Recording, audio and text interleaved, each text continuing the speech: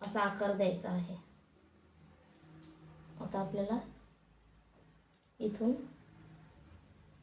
इथून आपल्याला 1.5 इंच घेऊन इथून असा आकार द्यायचा।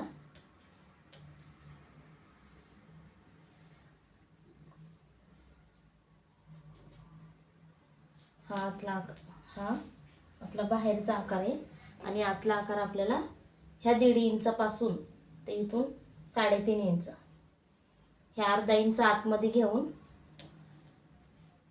आतला आकार द्यायचा आहे।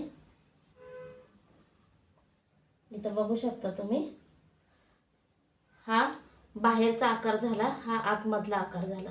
तर मी तुम्हाला कट करून दाखवते। आता इथं आपल्याला दंडघेर टाकायचा आहे।